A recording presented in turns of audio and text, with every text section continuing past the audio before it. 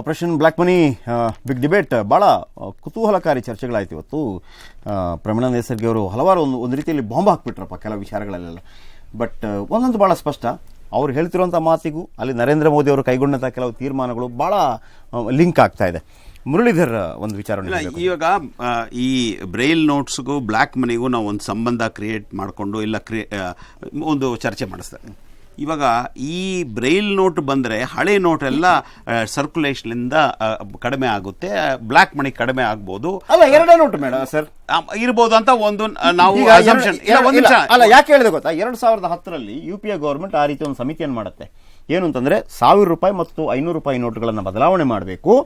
ಆಗ ಬದಲಾವಣೆ ಮಾಡಿದ ನಂತರ ಪ್ರತಿ 3 ವರ್ಷಕ್ಕೊಮ್ಮೆ ಆ ನೋಟುಗಳು ಬದಲಾವಣೆ ಆಗ್ತಾ ಇದೆ. ಇವಾಗ ನಾನು ಏನ್ ಹೇಳಕ್ ಬರ್ದಿದ್ದೆ ಅಂದ್ರೆ, ಇದು ನಮ್ಮ ದೇಶದಲ್ಲಿ ಮಾತ್ರ ಆಗಿದ್ದಲ್ಲ, ಬೇರೆ ದೇಶಗಳಲ್ಲೂ ಇವಾಗ ಇನ್ಫ್ಲೇಷನ್ ಜಾಸ್ತಿ ಆಗ್ಬಿಟ್ರೆ ಏನ್ ಮಾಡ್ತಾರೆ, ಚಿಲ್ಲಿ, ಸೌತ್ ಅಮೆರಿಕಾ ಅಲ್ಲಿ 2-3 ಕಂಟ್ರೀಸಲ್ಲಿ ಕಂಪ್ಲೀಟ್ ಇರೋ ಕರೆನ್ಸಿನ ವಿತ್ಡ್ರಾ ಮಾಡಿಬಿಟ್ಟು ಹೊಸ ಕರೆನ್ಸಿ ಬಿಡ್ತಾರೆ. ಅದು ಏನ್ ಮಾಡಿದ್ರು ಬ್ಲ್ಯಾಕ್ ಮನಿ ಅಂತೂ ಹೊರಗಡೆ ಬರೋದಿಲ್ಲ. ಈ ಮಾನಿಟರಿ ಪಾಲಿಸಿ ಆಮೇಲೆ ಈ ಕರೆನ್ಸಿಗೂ ಬ್ಲ್ಯಾಕ್ ಮನಿಗೂ ಕನೆಕ್ಷನ್ ಇದೆಯಲ್ಲ, ಸಮ್ ಸೆಕ್ಟರ್ಸ್ ಅಲ್ಲಿ, ಇವಾಗ ಮೈನಿಂಗ್ ಸೆಕ್ಟರು, ಆಮೇಲೆ ಪೊಲಿಟಿಕ್ಸು, ಆಮೇಲೆ some of the entertainment area, ಅದರಲ್ಲಿ ರಿಯಲ್ ಎಸ್ಟೇಟ್ ಅಲ್ಲಿ the volume of black money and the business transactions ತುಂಬಾ ಹತ್ರ ಇರುತ್ತೆ. ಬೇರೆ ಇದರಲ್ಲೆಲ್ಲ ಏನಾಗುತ್ತಂದ್ರೆ, ನಾವು ಜನರಲ್ ಆಗಿ ಇವಾಗ ಟೋಟಲ್ ಎಕಾನಮಿಲಿ ನೋಡಿದ್ರೆ ಈ ಸೆಕ್ಟರ್ಸ್ ಎಲ್ಲ ಇರೋದು ಎಷ್ಟೊಂದು 10% 15% ಇರ್ಬೋದು ಅಷ್ಟೇ. ಮಿಕ್ಕಿದೆಲ್ಲ ಸೆಕ್ಟರ್ ಅಲ್ಲಿ ಬ್ಲ್ಯಾಕ್ ಮನಿ ಇದೆ, ಇಲ್ಲ ಅಂತಲ್ಲ, ಆದ್ರೆ it is a part of the system. ಈ ರೀತಿ ಎತ್ತಿದ ಹೇಗಾಗಲ್ಲ ಅಂತ ನೀವು ಹೇಳಿದಾಗ, ಈಗ ಈ ಸಿಸ್ಟಮ್ ಅಲ್ಲಿ ಹೆಂಗೆ ಅಂದ್ರೆ, ನೀವು ಹೇಳಿದ ಪ್ರಕಾರ 10% ಟೋಟಲ್ ವ್ಯಾಪ್ತಿಯಲ್ಲಿ ಬಹಳ ಆರಾಮಾಗಿ ಹೊರಗೆ ಬಂದ್ಬಿಡುತ್ತೆ. ಆದ್ರೆ ಉಳಿದ 90% ಇದೆಯಲ್ಲ, ಅದನ್ನ ನಿಮಗೆ ಟಚ್ ಮಾಡಕ್ಕಾಗಲ್ಲ ಅಂತ. ಅದು ನಾವೊಂದು ಕಡೆ ಖುಷಿ ಪಡಬಹುದು, 10% ಬಂದ್ರು ಕೂಡ ಓಕೆ ಅನ್ನುವಂಥದ್ದು. ಆದ್ರೆ ಅದಕ್ಕೆ ನೆಕ್ಸ್ಟ್ ಗೆ ಬೇಕಾಗಿರುವಂತದ್ದು ಏನ್ ಮಾಡಬಹುದು, ನಿಮ್ಗೆ ಏನ್ ಅನ್ಸುತ್ತೆ ಆಗಿದ್ರೆ? ಏನು ಮಾಡಬಹುದು ಅನ್ನೋದಕ್ಕೆ ಈಗ ಹಳೆ ಫಾರ್ಮುಲಾ ಯಾವಾಗಲೂ ವರ್ಕ್ ಆಗಲ್ಲ. ಓಕೆ, ಈಗ ಒಂದು ಜೋಕ್ ಹೇಳ್ತಾರೆ, ಟೋಪಿ ಮಾರ್ತಾ ಇದ್ದ, ಮರದ ಕೆಳಗೆ ಮಲಗಿದ್ದ ಮಂಗ ಎಲ್ಲ ಟೋಪಿ ಮೇಲೆ ಕೆತ್ಕೊಂಡು ಹೋದು, ಕೋಪದಿಂದ ತುತ್ತೇರಿ ಅಂತ ಹಿಂಗ್ ಕೆಳಗಡೆ ಬಿಸಾಕ್ತಾ ಮಂಗಗಳೆಲ್ಲ ಟೋಪಿ ಕೆಳಗಡೆ ಬಿಸಾಕ್ದು, ಟೋಪಿ ಎತ್ಕೊಂಡು ಹೋದ. ಅವನು ಮೊಮ್ಮಗನು ಇದೇ ಬಿಸ್ನೆಸ್ ಇಳ್ತಿದ್ದಂತೆ. ಅವನೇನ್ ಮಾಡ್ದ, ಹಿಂಗೇ ಮರದ ಕೆಳಗೆ ಮಲಗಿದ್ದ, ಮಂಗ ಎಲ್ಲ ಟೋಪಿ ಎತ್ಕೊಂಡು ಹೋಗಿದ್ದು. ಇವನೇನ್ ಮಾಡ್ದ, ಓಹೋ ನಮ್ ತಾತ ಹೇಳ್ಕೊಟ್ಟಿದ್ದಲ್ಲ ತುತ್ತರಿ ಅಂತಂತೆ. ಒಂದೇ ಮಂಗ ಇಳಿದ್ ಬಂದು ಕೆನ್ನೆಗೆ ಒಂದು ಪಟ್ ಅಂತ ಕೊಟ್ಟು, ನಿನ್ಗೊಬ್ಬನಿಗೆ ನನ್ನ ತಾತ ಇರೋದು ಅಂತ. ಹಳೇದಕ್ಕೆ ವರ್ಕ್ ಆಗಲ್ಲ ಸರ್. ಇವತ್ತಿನ ಸಿಸ್ಟಮಿಕ್ ಕರಪ್ಷನ್ ಇದೆ ನೋಡಿ. White money itself can be a black money because you are made. ನೋಡಿ ಒಂದು ಹೇಳ ನಿಮ್ಗೆ, ಲೀಗಲ್ ಮನಿ ಇದೆಯಲ್ಲ, that itself can be a black money. Sir, ನಮ್ಮ ದೇಶದಲ್ಲಿ, ವರ್ಲ್ಡ್ ಅಲ್ಲಿ ಲೀಗಲಿ ತಪ್ಪು ಮಾಡೋದು ಇಲ್ಲೀಗಲಿ ತಪ್ಪು ಮಾಡೋದಕ್ಕಿಂತ ಹೆಚ್ಚು. ಓಕೆ, ಇವಾಗ ಟ್ಯಾಕ್ಸ್ ಪೇಯ್ಡ್ ಮನಿ ಇರುತ್ತೆ, ಸಂಬಳ ಬರುತ್ತೆ ಯಾರಿಗೋ, ಅವ್ರಿಗೆ 50,000 ತಿಂಗಳಿಗೆ ಸಂಬಳ ಇರುತ್ತೆ. ಅವ್ರು ಟ್ಯಾಕ್ಸ್ ಪೇಮೆಂಟ್ ಮಾಡ್ಬಿಟ್ಟು 40,000 ರೂಪಾಯಿ ಟೇಕ್ ಹೋಮ್ ಪೇ ಇರುತ್ತೆ. ಅವನು ಬಂದು RTO ಆಫೀಸ್ಗೆ ಹೋಗ್ಬಿಟ್ಟು ಏನಾದ್ರೂ ಕೆಲಸ ಮಾಡಿಸ್ಕೋಬೇಕಾದ್ರೆ 100 ರೂಪಾಯಿ ಕೊಡಬೇಕು. ಅದೇನಾಯ್ತು, ಆ tax paid money, white money is getting converted into black. ಅಲ್ಲ, ಅದೇ you are talking about the legally ತಗೊಂಡಿದ್ದು ಸಂಬಳದ ಮಾತ್ರ ಲೆಕ್ಕ ಹಾಕ್ತೀವಿ. ಗಿಂಬಳ ಅವನು ತಗೊಂಡಿರ್ತಾನೆ, ನೀವು ಹೇಳಿದಕ್ಕೆ ನಾನು 100% ಪ್ರತಿಶತ ಒಪ್ಕೋತೇನೆ. ನೀವು ಸಂಬಳ ಬರುವ ವಿಚಾರದಲ್ಲೇ ನೀವು ಇಷ್ಟು ಹೇಳ್ತೀರಿ. ಸಂಬಳ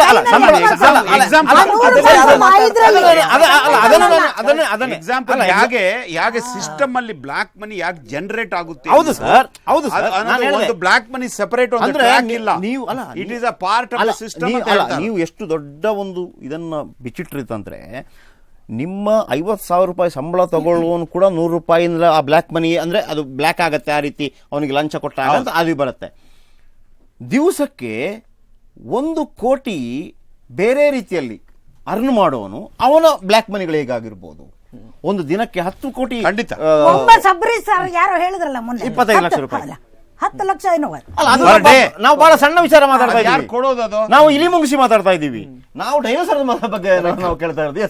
ಸರ್, ಇವಾಗ ಬ್ಲ್ಯಾಕ್ ಮನಿ ನಿಲ್ಸಕ್ ಏನೇನ್ ಮಾಡ್ಬೋದು ಅಂತ, ಮೈನ್ ಇಂಡಿಯಾಲಿರೋ ಬ್ಲ್ಯಾಕ್ ಮನಿಲಿ ರಿಯಲ್ ಎಸ್ಟೇಟ್ ಅಲ್ಲಿ ಏನಾಗ್ತಿದೆ ಇವತ್ತು, 50% ಆಫ್ ರಿಯಲ್ ವ್ಯಾಲ್ಯೂ ಮಾತ್ರ ನಾವು ಟ್ರಾನ್ಸಾಕ್ಷನ್ ತೋರಿಸ್ತಾ ಇದ್ದೀವಿ.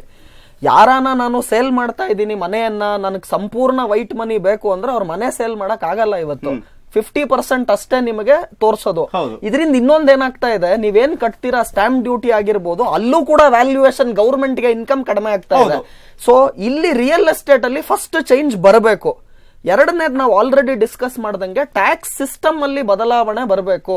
ನಾವು ಜಾಸ್ತಿ ಅದಕ್ಕೂ ಕೂಡ ಮೋದಿ ಅವ್ರು ಏನ್ ಮಾಡಿದ್ರು ಈ ಸಲ, ಬೇಸಿಕ್ ಇನ್ಕಮ್ ಟ್ಯಾಕ್ಸ್ ಲಿಮಿಟ್ ಅನ್ನ ಮುಂಚೆ ಬರೀ 20,000 10,000 ಆತರ ರೈಸ್ ಏನ್ ಮಾಡ್ತಿದ್ರು, ಏಕಾಏಕಿ 2 ಲಕ್ಷದಿಂದ 2.5 ಲಕ್ಷ ಮಾಡಿದ್ರು. ಅದ್ರ ಜೊತೆಗೆ ಇನ್ನ ಏನ್ ಮಾಡಿದ್ರು, ATC ಎಕ್ಸಂಪ್ಷನ್ ಲಿಮಿಟ್ ಅಲ್ಲೂ ಜಾಸ್ತಿ ಮಾಡಿದ್ರು. ಸ್ಮಾಲ್ 1 ಲಕ್ಷದಿಂದ 1.5 ಲಕ್ಷ ಮಾಡಿದ್ರು. ಸ್ಮಾಲ್ ಸೇವರ್ಸ್ ಗೆ ಅಂತಾನೆ ತಿರ್ಗಾ ವಾಪಸ್ಸು ಆಮೇಲೆ ಹೋಮ್ ಲೋನ್ ವಿಚಾರ ಅಲ್ಲೂ ಕೂಡ 1.5 ಲಕ್ಷದಿಂದ 2 ಲಕ್ಷ ಮಾಡಿದ್ರು.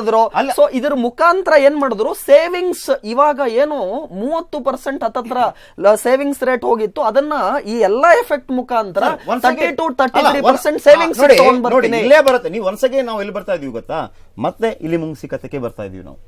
ನಾವು ಇದ್ರ ಬಗ್ಗೆ ಗೊತ್ತಿದೆ, ನಮಗೆ ಏನಾಗ್ತಿದೆ ಅನ್ನೋದು ಎಲ್ರಿಗೂ ಸರ್ವವಿದಿತ. ನಾವು ಹೇಳ್ತಾ ಇರುವಂತದ್ದು, ಈ ಮೇಡಮ್ ಹೇಳಿದ್ರಲ್ಲ, ಕೆಳಗೆ ಕೊರೆದು ಬಾವಿಯೊಳಗಿಟ್ಟಂತ ದುಡ್ಡು, ಆ ರೀತಿಯ ಬ್ಲಾಕ್ ಮನಿಗಳು ಅದು ವಾಪಸ್ ಬಂದ್ರೆ ಸಾಕು. ಇದರ ಬಗ್ಗೆ ಯಾರು ತಲೆ ಕೆಡಿಸ್ಕೊಳ್ಳೋದಿಲ್ಲ. ಯಾಕಂದ್ರೆ ಅವ್ರು ನೀವೇನ್ ಹೇಳಿದ್ರಲ್ಲ, 25 ರೂಪಾಯಿ ಪೆಟ್ರೋಲು ಡೀಸೆಲ್ ಆಗ್ತದೆ ಅಂತ, ಹೊರಗಿನ ಹಣನೇ ಬೇಡ, ಇದು ಒಂದು ಬಾವಿಯಿಂದ ತೆಗೆದ್ರೆ ಮೋದಿ ಅವರು ಸಾಕು. ಸಂಬಳದಾರ ವಿಚಾರ, ನಿಮಗೆ ತೆರಿಗೆ ಮಿತಿ ಜಾಸ್ತಿ ಆದ ತಕ್ಷಣ ಅವನು ಏನ್ ಮಾಡ್ತಾನೆ, ಒಂದು ಮನೆ ತಗೊಳ್ಳುವಾಗ 25 ಲಕ್ಷದ ಮನೆಯನ್ನು 10 ಲಕ್ಷಕ್ಕೆ ಮಾಡ್ಕೊಳ್ಳಲ್ಲ ಅವ, 10 ಲಕ್ಷಕ್ಕೆ ಬರ್ಕೊಳ್ಳೋದಿಲ್ಲ ಅವ ಪಕ್ಕಾ ಬರ್ಕೊಳ್ತಾನೆ. ಸರ್ ಒಂದಿದೆ ನೋಡಿ, ನಮ್ಮ ಭಾರತದ ಎಕಾನಮಿ ಈ still dominantly informal economy. Okay, we should never forget this. ಅದು ಸೇವಿಂಗ್ ಇರ್ಬೋದು, ಕ್ಯಾಪಿಟಲ್ ಫಾರ್ಮೇಷನ್ ಇರ್ಬೋದು, ಎಲ್ಲದೂ ಈ ಅದಕ್ಕೆ ವೈದ್ಯನಾಥನ್ ಒಂದು ಪುಸ್ತಕ ಬರೀತಾರೆ, ಇಂಡಿಯಾ ಅನ್ಇಂಕ್ ಅಂತ. ಇಂಡಿಯಾ ಇಂಕ್ ಅಲ್ಲ, ಇಂಡಿಯಾ ಅನ್ಇಂಕ್ ಅಂದ್ರೆ ಅನ್ಇನ್ಕಾರ್ಪೊರೇಟೆಡ್. ದಟ್ ಈಸ್ ಅವರ್ ರಿಯಲ್ ಆಯಿತು. ಸೊ ಹಾಗಾಗಿ ಅದನ್ನ ನೋಡಿ, ಅಲ್ಲಿ ನಾವು ಫೈನಾನ್ಷಿಯಲ್ ಇನ್ಕ್ಲೂಷನ್ ಮಾಡಬೇಕು, ನಿಮ್ಮನ್ನೆಲ್ಲ ನಾವು ಒಳಗಡೆ ಕರ್ಕೋಬೇಕು. ಈಗ ನಮ್ಮ ವ್ಯವಸ್ಥೆಯಲ್ಲಿ ಸ್ವಲ್ಪ ತಪ್ಪಿದೆ ನೋಡಿ. ಈಗ ನಿಮ್ಗೆ ಸಾಲ ಕೊಡಬೇಕು ಅಂದ್ರೆ ನೀವು ಮೊದಲು ಸಾಲ ತಗೊಂಡು ಕಟ್ಟಿರ್ಬೇಕು. ಬಟ್ ಸರ್, ಫೈನಲಿ ನನ್ನ ಪ್ರಶ್ನೆ ಏನು ಅಂತಂದ್ರೆ, ಈಗ ಈ ನೋಟ್ ಬದಲಾವಣೆ ಮಾಡೋದಿದೆಯಲ್ಲ ಅಥವಾ ಬ್ರೈಲ್ ಲಿಪಿ ತರೋದಿದೆಯಲ್ಲ, ಅದು ಮೇಡಮ್ ಹೇಳಿದಾಗೆ ಒಂದು ಮಹತ್ತರ ಬದಲಾವಣೆಯನ್ನು ತಂದುಕೊಡೋಕೆ ಸಾಧ್ಯ ಇದೆಯಾ? ಇಲ್ಲ. ಓಕೆ, ಕಾರಣ ಇಷ್ಟೇ, ಇವತ್ತು financial systems very murky sir. Okay, ಯಾರಿಗೂ ಅರ್ಥ, ಇದು ಕೆಫಾಯಿಸ್ಕ್ ಅಂತ ಹೇಳ್ತಾರೆ, ಕಾಫ್ಕಾ ಹೇಳ್ತಾನೆ, ಇದರ ಹಿಂದೆ ಕೈಯಲ್ಲಿ ಯಾರು ಮಾಡ್ತಿದ್ದಾರೆ, ಇದರ ಒಡೆಯ ಯಾರು, ಇದರ ಯಾವ ರೀತಿ ಸರ್ಕಲ್ ಇದೆ, ಯಾರಿಗೂ ಗೊತ್ತಾಗಿಲ್ಲ. ನಾನು ಖಂಡಿತ ಸಾಧ್ಯ, ನಾನು ಮೋದಿ ಪರವಾಗಿ NDA ಪರವಾಗಿ ಯಾವ ಸರ್ಕಾರ ಪರವಾಗಿ ಮಾತಾಡ್ತಿಲ್ಲ. ನಾನು ಆಶಾವಾದಿ. ನಾನೇನ್ ಹೇಳ್ತಿದ್ದೀನಿ, ಒಂದು ಉತ್ತಮ ಬದಲಾವಣೆಗೆ ಅವರು ಆಲ್ರೆಡಿ ನಾಂದಿಯನ್ನ ಆಡ್ತಾ ಇದ್ದಾರೆ. ಆಲ್ರೆಡಿ ಏನು SIT ಅಂತ ಸ್ಥಾಪನೆಯನ್ನ ಮಾಡಿದ್ರು, ಸ್ಪೆಷಲ್ ಇನ್ವೆಸ್ಟಿಗೇಷನ್ ಟೀಮ್. ಸರ್ಕಾರ ರಚಿಸಿ 10 ದಿವಸದ ಒಳಗಡೆ 11 ಮೆಂಬರ್ಸ್ ಟೀಮ್ ಅನ್ನ ತಗೊಂಡ್ಬಿಟ್ಟು ಮಾಡಿ ಸ್ಟೆಪ್ಸ್ ಗಳನ್ನ ಆಲ್ರೆಡಿ ಸ್ವಾಮಿನಾಥನ್ ಕೂಡ ಎಕನಾಮಿಸ್ಟ್ ಏನಿದಾರ ಎಲ್ಲ ಪ್ರಯತ್ನ ಪಡ್ತಾ ಇದ್ದಾರೆ. ಸರ್ ಒಂದ್ ಸರ್ಕಾರ ಬಂದು 1.5 ತಿಂಗಳಲ್ಲಿ ಇಷ್ಟು ಮಾಡ್ತಾರೆ ಅಂದ್ರೆ ನಾವು ಸಲ್ಯೂಟ್ ಹೊಡಿಬೇಕು ಅಂತ ಹೇಳ್ತೀವಿ. ಆಮೇಲೆ ಆಶಾವಾದಿಗಳು ಯಾಕಂದ್ರೆ ಚೈನೀಸ್ ತರ್ತಿದ್ದಾರೆ. ಪ್ರಕಾರ ಏನು ಅಂತಂದ್ರೆ, ಒಂದು ಇತಿಹಾಸ ನಿರ್ಮಾಣ ಆಗೋದಕ್ಕಿಂತ ಮೊದಲು ಅದು ಇತಿಹಾಸ ನಿರ್ಮಾಣ ಆಗತ್ತೆ ಅಂತ ಹೇಳೋದಿಲ್ಲ. ಅದು ಇತಿಹಾಸ ಆಗಬಹುದೇನೋ, ಆಶಾವಾದಿಗಳಾಗಿರ್ತಾರೆ. ಒಂದು ಮಾತು ನೀವು ತಿಳ್ಕೊಳ್ಳಿ, ನಮ್ಮ ದೇಶ ಇವತ್ತು ಮಾರಿಷಸ್ ಕಳ್ಳ ದುಡ್ಡು ಬರ್ತಾ ಇದೆಯಲ್ಲ, ಅಡ್ರೆಸ್ ಕೇಳಿ, ತಾಕತ್ತಿದ್ರೆ ಕೇಳಿ, ಬೇರೆ ಎಲ್ಲ ಬೇಡ. ನಿಮಗೆ ತಾಕತ್ತಿದ್ಯಾ? ಕಾನ್ಫಿಡೆನ್ಶಿಯಾಲಿಟಿ ರೂಲ್ ಅಂತಾನೂ ಇದೆ, ಎನ್ಫೋರ್ಸ್ಮೆಂಟ್ ಪ್ರಾಬ್ಲಮ್ ಇದೆ. ಈ ಬದಲಾವಣೆಯಿಂದ ಏನಾದ್ರೂ ಲಾಭ ಆಗುತ್ತಾ? ಬರ್ತಾರೆ ನೋಡಿ, ಟೈಮ್ ಕೊಡಬೇಕು. ಇವಾಗ ಈ ಬದಲಾವಣೆ ಮಾಡಿ ಹಳೆ ನೋಟುಗಳು ಸರ್ಕ್ಯುಲೇಷನ್ ಅಲ್ಲಿ ಏನಿದೆಯೋ ಅದನ್ನ ನಾವು ಕಂಪ್ಲೀಟ್ ಆಗಿ ವಿತ್ಡ್ರಾ ಮಾಡಿ ಡಿಮಾನಿಟೈಸ್ ಮಾಡಿಬಿಡ್ತೀವಿ. ಒಂದು ಡೇಟ್ ಕೊಟ್ಟು ಎಲ್ಲ ಚೇಂಜ್ ಮಾಡಿಸ್ಬೇಕು ಅಂತ ಒಂದು ರೂಲ್ ತಗೊಂಡ್ಬಂದ್ಬಿಟ್ರೆ ಇದರಿಂದ ಖಂಡಿತವಾಗಿ ಇರೋ ಈ ತರ ಕರೆನ್ಸಿ, ಓಲ್ಡ್ ಕರೆನ್ಸಿ ಏನೇನು ಬ್ಲಾಕ್ ಮನಿ ಆಗಿದೆಯೋ ಅದೆಲ್ಲ ಹೊರಗಡೆ ಬರಲಿಕ್ಕೆ ಒಂದು ಅವಕಾಶ ಇದೆ. ಆದ್ರೆ ಬರೀ ಇದು ಪ್ರಿಂಟ್ ಮಾಡಿಬಿಟ್ಟು ಪ್ಯಾರಲಲ್ ಆಗಿ ಇದು ಹೋಗ್ತಾ ಇರಲಿ ಅದು ಹೋಗ್ತಾ ಇರಲಿ, ಅದು ನಾವು ಡಿಮಾನಿಟೈಸ್ ಮಾಡೋದಿಲ್ಲ. ನಾವು we will continue with the existing currency ಅಂದ್ರೆ ಏನೂ ಆಗೋದಿಲ್ಲ. Yes, final, conclude. That's not permissible. Okay. ಇವ್ರೇನ್ ಹೇಳ್ತಾರೆ, ಈ ಕರೆನ್ಸಿನ ಜೊತೆ ಅದು ಜೊತೆ ಅದಿದ್ರೆ ಆಗಲ್ಲ ಅಂತ ಇವ್ರು ಹೇಳೋದು. ಅಂದ್ರೆ ಈಗ ಬ್ಲೈಂಡ್ ಇರೋನ್ಗೆ ಈ ನೋಟ್ ಅಲ್ಲ, ಇವ್ರು ಹೇಳೋದು complete change ಮಾಡಿದ್ರೆ ಸ್ವಲ್ಪ ಆಗತ್ತೆ, ಒಂದು 10%. ಇದು ಇಲ್ವೇ ಇಲ್ಲ. Okay. A time will come when all the notes in the country will be only with this Braille. Okay. It will not be. Okay. Time will be has to be given. Yes, yes. Okay. Exchange ಮಾಡೋದಕ್ಕೆ ಕೊಡ್ಬೇಕು. ಅವರು under ground dance ಇರ್ಬೋದು, ಈ ತರ ಇರ್ಬೋದು, ಎಲ್ರಿಗೂ ಕೂಡ ಅವಕಾಶ ಕೊಟ್ಟು, ಅಪ್ಪ ನಿಮ್ ದುಡ್ಡು ಏನು ಹೋಗಲ್ಲ, ತಗೊಂಬನ್ನಿ, ನಿಮ್ಗೆ ಎಕ್ಸ್ಚೇಂಜ್ ಮಾಡಿ ಕೊಡ್ತೀವಿ ಅಂದಾಗ ಎಲ್ಲೆಲ್ಲಿ ಕಳ್ಳತನದ ಹಣ, ಕೊಟ್ಟಿ ಹಣ, ಕೋಟಾ ನೋಟ್ಸ್ ಎಲ್ಲ ಇದೆಲ್ಲ ಅವು ಹಂಗೆ ತಂದಾನೆ ಮಾಯವಾಗ್ತವೆ. Okay. ಯಾವುದು ಆಗಲ್ಲ. ಇದರಿಂದ economy of the country will be improved. ನಾವು ಕನಸನ್ ಕಾಣ್ತಿದ್ವಲ್ಲ, Yes. ಅಚ್ಚಾ ದಿನ ಆಯೇ Yes, ಅಂತ ಹೇಳಿದ್ರಲ್ಲ, only 30 seconds. 25,000 Only 30 ರೂಪಾಯಿಗೆ seconds. ಪೆಟ್ರೋಲ್, ಮೇಡಮ್ ಹೇಳ್ದಂಗೆನೆ 15 ರೂಪಾಯಿಗೆ ಮೋದಿ ಅವ್ರು ಡೀಸೆಲ್. ನೇರವಾಗಿ ಹೇಳ್ಬಿಟ್ಟು ನಾವ್ ಈ ತರ ಹಿಂಗೆ ಕರೆನ್ಸಿ ಎಲ್ಲಾರನು ಚೇಂಜ್ ಮಾಡ್ತೀವಿ, ಹೇಳಿದ. ನಾವು ಹಳೇದ್ ಮಾಡಿ ಹಂಗ್ ಮಾಡೋ ಬದಲು ಬುದ್ಧಿವಂತಿಕೆ ಉಪಯೋಗಿಸಿ ಬುದ್ಧಿವಂತಿಕೆಯಿಂದ ಕುರುಡರಿಗೋಸ್ಕರ ಇಲ್ಲ Final, ಫಿಸಿಕಲ್ final. ಹ್ಯಾಂಡಿಕ್ಯಾಪ್ ಅಂತ ಒಳ್ಳೆ ಐಡಿಯಾ Okay, ಇಂದ fine, ಮಾಡ್ತಾ fine, ಇದ್ದಾರೆ. fine, fine, fine, ನಾನ್ fine. ಖಂಡಿತ ಬಹಳ ಸೂಕ್ಷ್ಮವಾಗಿ ಪಾಸಿಟಿವ್ ಆಗಿದ್ದಾರೆ, ಮಾಡಿದ್ದಾರೆ. ಬದಲಾವಣೆ ಬಹಳ. ಆಗುತ್ತೆ. Fine. Okay. We are for Okay. change. ಇಲ್ಲಿ Changes happen. ಇಲ್ಲಿ 50-50 ಒಂದು ಎಸ್ ಪರ ವಿರೋಧ ರೀತಿಯಲ್ಲಿ ಬಂತು. ಈಗಲೂ ಕೂಡ ನಮಗೂ ಆಶಾವಾದ ಇರೋದು ಕಪ್ಪು ಹಣ ಹೊರಗೆ ಬರಲಿ. ಅದು ಮುರಳೀಧರ್ ಅವ್ರಿಗಾಗಿರ್ಬೋದು, ರಘು ಅವ್ರಿಗಾಗಿರ್ಬೋದು, ಪ್ರತಿಯೊಬ್ಬರಿಗೂ ಇನ್ಕ್ಲೂಡಿಂಗ್ ಮೀ, ಪ್ರತಿಯೊಬ್ಬ ಭಾರತೀಯ ಪ್ರಜೆಗೂ ಕಪ್ಪು ಹಣ ಹೊರಗೆ ಬರಲಿ ಅಂತ ಮುರಳೀಧರ್ ಅವರು ಹೇಳಿದಂಥ ಮಾತು ಕೂಡ ನಿಜ. ಈಗಿನ ಸಿಸ್ಟಮ್ ಪ್ರಕಾರ ನೀವು ಏನೇ ಹೇಳ್ತೀರಿ, ಕಂಪ್ಲೀಟ್ ದುಡ್ಡನ್ನು ಹೊರಗೆ ತೆಗೆದರೂ ಕೂಡ ನಿಮ್ಗೆ 10% ಮಾತ್ರ ಹೊರಗೆ ಬರೋದು, ಹಂಗಿಲ್ಲ ವ್ಯವಸ್ಥೆ ಅನ್ನುವಂಥದ್ದು. ಅದನ್ನು ಅರ್ಥ ಮಾಡ್ಕೊಳ್ಳೋಕ್ಕೂ ಅಷ್ಟು ಸುಲಭ ಅಲ್ಲ. ಮೇಡಮ್ ಹೇಳೋ ಪ್ರಕಾರ ಆಗತ್ತೆ, ಯಾಕಾಗಲ್ಲ, ಅದಕ್ಕೆ ಅವ್ರದೇ ಆದಂಥ ಒಂದು ಅಲ್ಲ, ಏನ್ ಹೇಳ್ತೀನಿ ಇದೆ, ನಿಮ್ ಪ್ರಕಾರ 10% ಬರ್ಲಿ, ಮಿಕ್ಕಿದ ಹಣ ಹೋಯ್ತಲ್ಲ, it will be destroyed, it will not be useful, it will not be current. ಅದರ ಅರ್ಥ ಏನು? Black money will not be under circulation. Yes. ಆಗ economy of the country will ಅಲ್ಲ ಆಟೋಮೆಟಿಕಲಿ madam, ಪ್ರೈಸಸ್ ಇನ್ಫ್ಲೇಷನ್ ಕಡಿಮೆ ಆಗುತ್ತೆ.